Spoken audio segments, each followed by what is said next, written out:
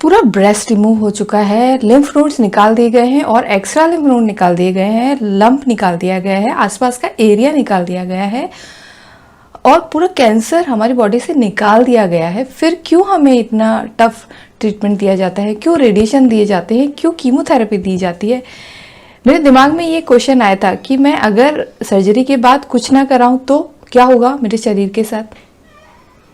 तो ये वाला जो क्वेश्चन है ना, सबके दिमाग में आया होगा कि सर्जरी हो तो गई है, कैंसर बाहर है।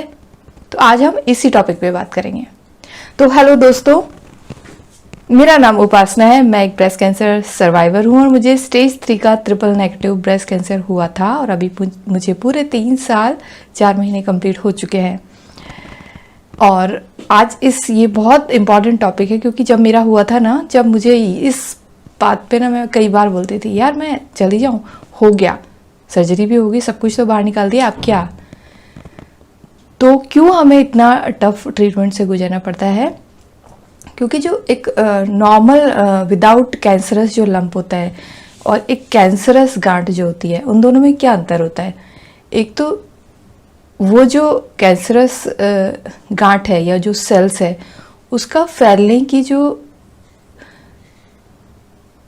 क्षमता होती है बहुत ज़्यादा होती है। और जो बिनाइन ट्यूमर जो विदाउट कैंसरस होते हैं, उनमें उसकी सेल्स फैलती नहीं है, वो छिटकती नहीं है। तो इसका एक खास इस कैंसरस जो सेल्स होती है, इसका खास इन दोनों में क्या डिफरेंस होता है? तो एक तो ये कैंसरस जो सेल होती है बहुत तेज़ी से बनती हैं और ये उस स्वस्थ सेलों का जगह लेती जाती है।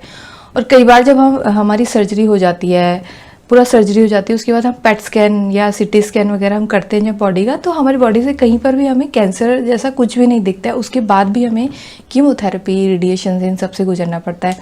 क्यों? क्योंकि ये जो कैंसर सेल है ये और नॉर्मल सेल, इनमें क्या डिफरेंस होता है? जो कैंसर सेल होती है उसके आपस में जो चिपकने का एक रिसेप्टर कहें या एक मतलब आपस में एक सीमेंट का जो काम करता है, एक सेल को दूसरी सेल से चिपकाने का।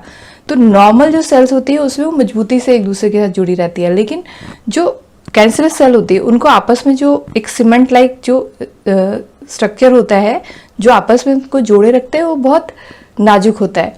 तो वो जो कैंसर सेल है वो इधर उधर इससे टूट कर इधर उधर बिखर सकती है। और जब हम सीटी स्कैन वगैरह होता है ना, तो वो जो कुछ ऐसी सेल्स होती है वो उसमें डिटेक्ट नहीं हो पाती है। वो डिटेक्ट कब होगी? कुछ समय के बाद, जब वो 1 से 2, 2 से 4, 4 से 6 अपनी एक कॉलोनी बना लेगी, एक गांठ बना लेगी, तब वो जो ट्यूमर होगा या वो जो सेल होगी वो डिटेक्ट होगी।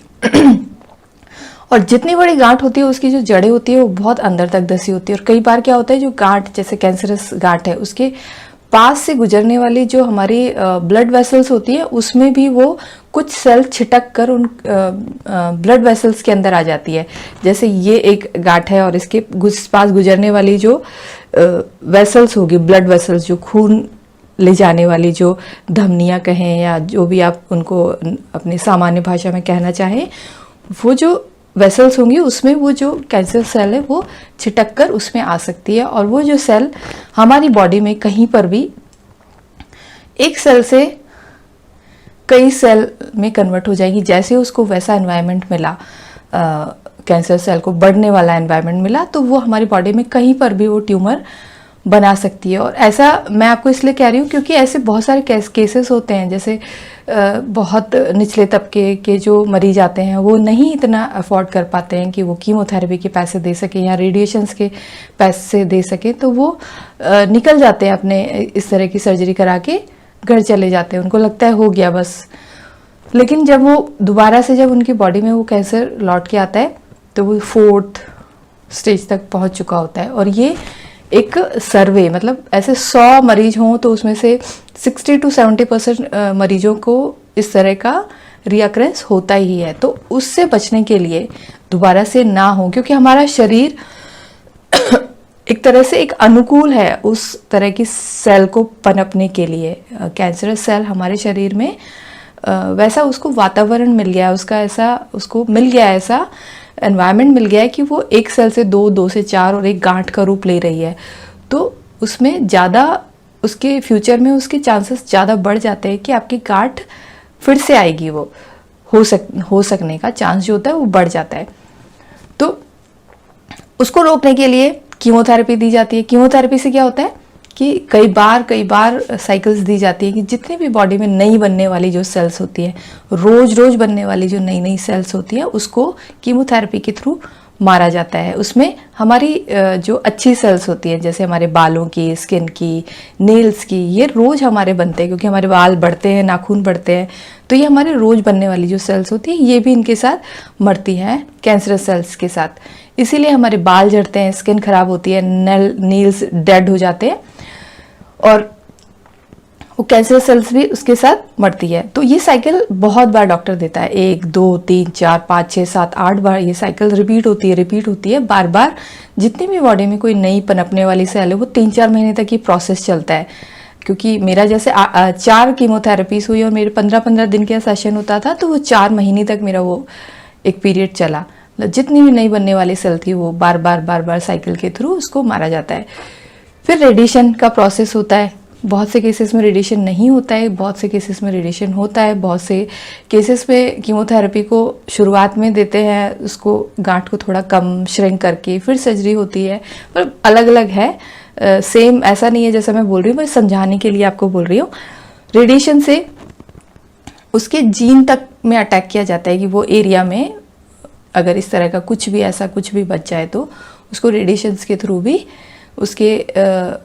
उसके सेल के जो डीएनए तक को भी इफेक्ट किया जाता है, जिससे कि भविष्य में वो ना बने। मतलब इतनी कोशिश की जाती है कैंसर सेल को दोबारा नहीं बनने के लिए। उसके बाद हमारे पास क्या एक मौका रहता है, हमारे पास मौका रहता है कि हमारे शरीर में ऐसा एक वातावरण पैदा हो गया था जिससे कि हमारे बॉडी में वो सेल पनप रही थी, तो वो वातावरण हमें नहीं देना है।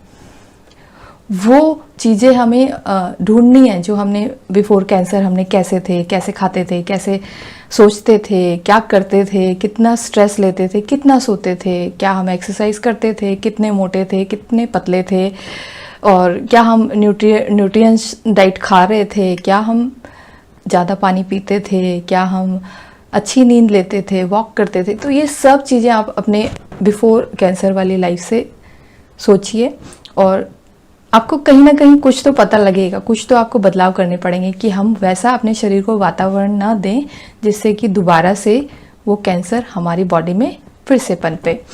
तो आज की वीडियो में इतना ही। और ये जो टॉपिक है ये मेरे दिमाग में हमेशा आया था जितने दिन मेरे ये सर्जरी का टाइम रहा। हॉस्पिटल्स में इतना डिटेल में कोई समझाता नहीं है, ये मैंने अपने लेवल पे और जितना मैं इसको सामान्य भाषा में कर सकती थी, ज़्यादा मैंने टर्मिनोलॉजी इतनी टफ यूज़ नहीं की है कि आप जो नॉन साइंस वाले स्टूडेंट हैं या बिल्कुल कम पढ़े लिखे लोग हैं वो भी इस भाषा को समझ सकते हैं। इसलिए मैंने ये बहुत ही अच्छी भाषा का स्तर रखा है। अगर आपको ये टॉपिक अच्छा लगा हो तो प्लीज़ कमेंट सेक्शन में लिखिएगा, और आपके कोई भी सवाल हों, आपके कोई भी सवाल हो या आप कुछ भी सजेस्ट करना चाहते हैं कि आप इस टॉपिक पे बात कीजिए, इस टॉपिक पे बात कीजिए, तो आप कमेंट में लिखिए।